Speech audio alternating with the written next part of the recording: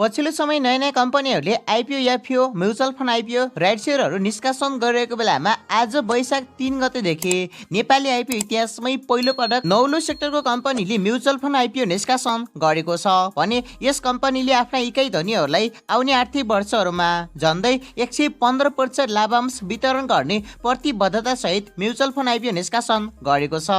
बीमा क्षेत्रबाट पहिलो पटक म्युचुअल फन्ड आइपिओ निष्कासन गर्ने यो कम्पनीको म्युचुअल फन्ड आइपिओमा हामीले आवेदन दिने कि नदिने, कति किता खुल्दैछ, कति भर्ने, पर्ने सम्भावना कति रहला, पर्यो भने हामीले नाफा कमाउने सम्भावना कति रहला त, यसले बोनस सेयर दिन्छ कि नगद लाभांश दिन्छ, कसरी हामीलाई लाभांश दिन्छ, के साँच्चीकै 115% लाभांश नै दिन्छ त, यी सम्पूर्ण कुराको बारेमा जानकारी पाउन चाहनुहुन्छ, सम्पूर्ण बुझेर मात्र आवेदन दिने सोचमा हुनुहुन्छ भने यो भिडियो स्किप नगरी अन्तिमसम्म हेर्नुहोला। कम्पनीको बारेमा जानकारी पाइसके पछाडि आवेदन दिने कि नदिने भन्ने बारेमा डिसाइड गर्नुहोला। साथै हाम्रो च्यानललाई सब्स्क्राइब गरी हामीसँग जोडिनु होला। अब ढिला नगरी लागौ विषयवस्तुतर्फ नै। आज वैशाख 3 गतेदेखि आवेदन दिन सक्ने व्यवस्था गर्दै नेपालको बीमा क्षेत्रमै पहिलो म्युचुअल फन्डको रूपमा रिलायबल समृद्धि योजना नामकको म्युचुअल फन्ड आइपिओ निष्कासनमा आएको छ। Reliable Nepal Life Insurance Company लिमिटेडको कोष प्रबन्धनमा स्थापित हुने यस म्युचुअल फन्डको योजना व्यवस्थापकमा Reliable Investment and Merchant Capital Limited रहेको छ। अहिलेसम्म नेपालमा बीमा क्षेत्रका कुनै पनि कम्पनीहरूले म्युचुअल फन्ड आइपिओ निष्कासन गरेका थिएनन्। यसर्थ पनि म्युचुअल फन्ड भए तापनि यो कम्पनीको म्युचुअल फन्ड आइपिओ लगानीकर्ताहरूको बीचमा एकदमै चर्चाको विषय बन्न सक्ने देखिन्छ। गत वर्ष मात्रै आइपिओ निष्कासन गरेको Reliable Nepal Life Insurance Company लिमिटेडले आइपिओ निष्कासन गरेदेखि नै उच्च चर्चामा रहेको छ। यसर्थ यो कम्पनीको म्युचुअल फन्ड पनि चर्चामा रहने देखिन्छ। कम्पनीले आज वैशाख 3 गतेदेखि आवेदन दिन सक्ने व्यवस्था गर्दै म्युचुअल फन्ड आइपिओ निष्कासन गरेको छ भने यो कम्पनीले निष्कासन गर्ने म्युचुअल फन्ड आइपिओमा लगानीकर्ताहरूले वैशाख 7 गतेसम्म आवेदन दिन सक्ने व्यवस्था गरेको छ। यदि सो अवधिमा सम्पूर्ण सेयर खरिद गर्नको लागि आवेदन पर्न भने आवेदन दिन सक्ने समय वैशाख 17 गतेसम्म लम्ब्याउन सकिने कम्पनीले जनाएको छ भने यस कम्पनीले करिब 1 अर्ब रुपियाँ बराबरको 10 रुपियाँ अंकित मूल्यका दरले 10 करोड इकाइ म्युचुअल फन्ड आइपिओ निष्कासन गर्दैछ। तपाईहरुले पहिलेदेखि म्युचुअल फन्डको बारेमा जानकारी पाउनु भएको छ भने थाहा पाइसक्नु भएको छ होला। जसरी हामीले भर्ने नर्मल सेयरको अंकित मूल्य 100 रुपियाँ हुन्छ र हामीले कम्तीमा 10 किता भर्नुपर्छ, अर्थात् कम्तीमा 1000 रुपियाँ लगानी गर्नुपर्छ। त्यसरी म्युचुअल फन्डमा हामीले 10 रुपियाँ प्रति किताको दरले किन्नु पर्ने हुन्छ र त्यसमा पनि हामीले कम्तीमा 1000 नै लगानी गर्नुपर्ने हुँदा हामीले मिनिमम 100 किता यानी म्युचुअल फन्डलाई युनिट भन्ने गर्दछ। 100 युनिट म्युचुअल फन्ड आइपिओ चाहिँ हामीले किन्नु पर्ने हुन्छ 1000 लगानी गरेर। यसरी यो कम्पनीले निष्कासन गर्ने कुल 10 करोड इकाइ म्युचुअल फन्डलाई कम्तीमा 100 किताको दरले बाँडफाँड गर्दा 1 लाख जना भाग्यमानी लगानीकर्ताहरूले सेयर हात पार्ने सम्भावना रहन्छ भने यस कम्पनीले निष्कासन गरेको सेयरमा 15% इकाइ योजना व्यवस्थापक र कोष प्रबन्धकलाई बाँडफाँड गरिनेछ, जसमा कोष प्रबन्धक Reliable Nepal Life Insurance Company लिमिटेडले 14% ले उनाउने 1 करोड 40 लाख इकाइ खरिद गर्नेछ भने योजना व्यवस्थापक रिलायबल क्यापिटललाई 1% ले उनाउने 10 लाख इकाइ छुट्याएको छ। यसरी बाँकी रहने करिब 8 करोड 50 लाख इकाइ सर्वसाधारण लगानीकर्ताहरूमा सार्वजनिक निष्कासन गरिनेछ, जसमा 85,000 जना भाग्यमानी लगानीकर्ताहरूले 100 युनिटका दरले यो कम्पनीको म्युचुअल फन्ड आइपिओ हात पार्न सफल हुनेछन्। यो कम्पनीले निष्कासन गरेको म्युचुअल फन्डमा कम्तीमा 100 इकाइदेखि बढीमा 1 करोड इकाइसम्मको लागि आवेदन दिन सक्ने व्यवस्था गरिएको छ। तपाईहरुले यदि म्युचुअल फन्ड आइपिओ भर्ने सोचमा हुनुहुन्छ भने आफूले सोचे जति भर्दा हुन्छ। 100, 200, 1000, 2000 तपाईहरु सबैजनाले भरे जति पाउने चान्स पनि लगभग हुन सक्छ, किनभने पछिल्लो केही समय यता म्युचुअल फन्डमा लगानीकर्ताहरूको चासो एकदमै कम देखिन्छ। तर यो नौलो सेक्टरको त्यही पनि बीमा क्षेत्रको पछिल्लो समय बीमा कम्पनीहरू आइपिओ सेक्टरमा एकदमै चर्चामा रहिरहेको बेलामा निष्कासन गरेको हुँदा कतिपय साथीहरू यो कम्पनीको म्युचुअल फन्ड आइपिओ किन्न पनि केही इच्छुक हुने देखिन्छ।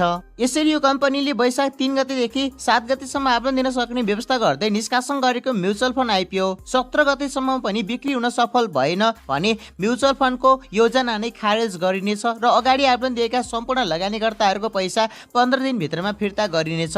तर सम्भवतः यो कम्पनीले आफ्नो म्युचुअल फन्ड आइपिओ सम्पूर्ण बिक्री गरिसक्नेछ। बिक्री गर्नको लागि विज्ञापनहरू गरेको हुन्छ, चौतर्फी प्रचार प्रसार गरेको हुन्छ, जसरी भए पनि बिक्री गरिहाल्नेछ। त्यसकारण यदि तपाईहरुले झुक्किएर पनि यो कम्पनीको म्युचुअल फन्ड भर्नु भयो भने तपाईहरुले जति भर्नुहुन्छ पक्कै पनि पर्नेछ। लगानीकर्ताहरूले यो कम्पनीको म्युचुअल फन्ड आइपिओमा पनि अन्य अन्य नर्मल कम्पनीको आइपिओ भरे जसरी नै मेरो सेयरको मोबाइल एप्लिकेसन र वेबसाइटको प्रयोग गरेरै भर्न पाउनेछन्। यो कम्पनी बन्दमुखी योजना रहेको छ। म्युचुअल फन्ड दुई प्रकारको हुने गर्दछ। एउटा क्लोज एन्डेड अर्थात् बन्दमुखी म्युचुअल फन्ड जसमा चाहिँ निश्चित समयसम्म मात्र लगानी गर्नुपर्ने हुन्छ, त्यस पछाडि म्याच्योर हुन्छ र हामीले गरेको लगानी प्लस हामीले पाएको रिटर्न सबै हामीलाई एकमुष्ट रूपमा फिर्ता गरिन्छ। तर अर्को भनेको ओपन एन्डेड अर्थात् खुल्लामुखी सामूहिक लगानी कोष भन्ने हुन्छ। त्यसमा चाहिँ हामीले अनलिमिटेड लगानी गर्न सक्छौँ। तपाईँहरूले म्युचुअल फन्ड आइपिओ भनेर नबुझे पनि एसआइपी आइपिओ भनेर बुझ्नु भएको छ होला। सिस्टमेटिक इन्भेस्टमेन्ट प्लान भनेकै ओपन एन्डेड म्युचुअल फन्डमा गर्ने गरिन्छ, जसमा अनलिमिटेड समयसम्मको लागि पनि लगानी गर्न सकिन्छ। यो भने बन्दमुखी योजना रहेको छ र यसर्थ यसमा पनि हामीले एउटा निश्चित समयसम्म अर्थात् 10 वर्षसम्म मात्र लगानी गर्न पाउनेछौँ। अहिले हामीले यो कम्पनीको म्युचुअल फन्ड आइपिओ किन्यौँ भने हामीले गरेको लगानी प्लस हामीले प्रत्येक वर्ष पाएको रिटर्नलाई 10 वर्ष पछाडि एकमुष्ट रूपमा हाम्रो ब्याङ्क खातामा पाउनेछौँ ट्याक्स कटाएर। र हामीले यो कम्पनीको सेयरलाई यानि म्युचुअल फन्डलाई बिचमै बेच्न चाहेको खण्डमा पनि अन्य नर्मल कम्पनीको सेयरहरूलाई किनबेच गरे जसरी नै नेप्सेमै किनबेच गर्न सक्नेछौँ। यसरी रिलायबल इन्स्योरेन्स कम्पनी लिमिटेडले निष्कासन गर्न लागेको यो म्युचुअल फन्ड आइपिओले आफ्ना इकाइ धनीहरूलाई प्रत्येक वर्ष राम्रै रिटर्न दिने पनि प्रतिबद्धता गरेको छ। कम्पनीले आफ्ना इकाइ धनीहरूलाई आइपिओ निष्कासन गरेको पहिलो आर्थिक वर्षमा नै 8.32% लाभांश वितरण गर्ने भनेर अनुमान गरेको छ। दोस्रो वर्षमा 13.45%, तेस्रो वर्षमा 12.15%, चौथो वर्षमा 10.8%, पाँचौं वर्षमा 10.53%, छैठौं वर्षमा 10.43%, सातौं वर्षमा 10.32%, आठौं वर्षमा 10.24%, नवौं वर्षमा 10.18% र अन्तिम 10औं वर्षमा 19.28% को रिटर्न दिने यो कम्पनीको योजना रहेको छ।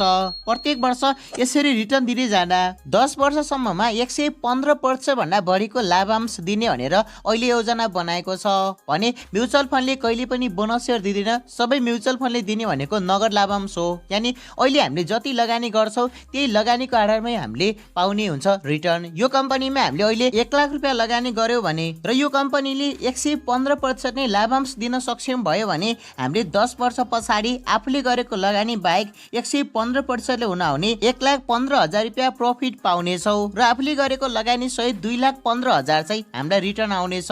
त्योसम्म यो कम्पनीको मार्केट भ्यालु घट्न पनि सक्छ, बढ्न पनि सक्छ।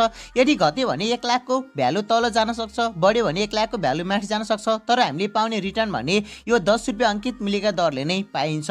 हामीले दोस्रो बजारदेखि म्युचुअल फन्ड किन्यो भने पनि हामीले पाउने भनेको 10 रुपियाँ अंकित मूल्यका दरले नै हुन्छ। सस्तोमा किने पनि महँगोमा किने पनि म्युचुअल फन्डले जहिले पनि अंकित मूल्यका दरले नगद लाभांश वितरण गर्ने गर्दछ। यसरी यो कम्पनीले भने अनुसारले लाभांश दिन पनि सक्छ, नदिन पनि सक्छ। भोलिको दिनमा राम्रो प्रफिट जेनेरेट गर्यो भने त्यो भन्दा धेरै दिन पनि सक्छ। यदि प्रफिट कमाउनै सकेन भने नदिन पनि सक्छ, त्यो भने फिक्स हुँदैन। यो भन्दा अगाडि पनि कयौंले 200-300% पनि लाभांश दिन्छौ भनेर म्युचुअल फन्ड आइपिओ निष्कासन गरिरहेका छन्, तर पनि भने अनुसारले म्युचुअल फन्डले कहिले पनि रिटर्न दिएको छैन। यसर्थ पनि तपाईहरुले यो कम्पनीको म्युचुअल फन्ड किन्ने सोचमा हुनुहुन्छ भने अहिले अलि सोच्नुपर्ने अवस्था हुन सक्छ। तपाईहरुले मार्केटमा राम्रो रिटर्न दिइरहेका कम्पनीहरुको र प्राइस पनि 10 रुपियाँ भन्दा कममा भएका कम्पनीहरुको म्युचुअल फन्ड किन्नु भयो भने अहिले किन्ने बेलामा पनि सस्तोमा पाउनु हुनेछ र रिटर्न पनि फिक्स पाउने हुनेछ। तर यो कम्पनीले निष्कासन गरेको नयाँ आइपिओ भएको हुँदा यसमा रिटर्न हुन्छ कि हुँदैन भन्ने फिक्स भन्ने हुँदैन। त्यसकारण तपाईहरुसँग अलि धेरै पैसा छ, यस्तिममा भए पनि लगानी गर्छु, आइपिओ परेको छैन भन्ने सोच्नुहुन्छ भने 100-200 किता तपाईहरुले भरेर राख्दा हुन्छ। केही सिक्नको लागि, केही बुझ्नको लागि पनि राम्रो हुन्छ। अन्यथा तपाईहरुले यो कम्पनीको आइपिओमा लगानी नगर्दा हुन्छ। यो भन्दा पछाडि राम्रा ठुला कम्पनीको आइपिओ आउँदैछ, तिनी कम्पनीहरुको आइपिओ भर्नु भयो भने धेरै नाफा कमाउने चान्स रहनेछ। यसरी आज वैशाख 3 गतेदेखि Reliable Nepal Life Insurance Company लिमिटेडले रिलायबल समृद्धि योजना नामकको म्युचुअल फन्ड आइपिओ निष्कासनमा ल्याएको छ। यो सँगै आजको भिडियो यति नै। अब भेट्नेछौँ अर्को नयाँ भिडियोमा।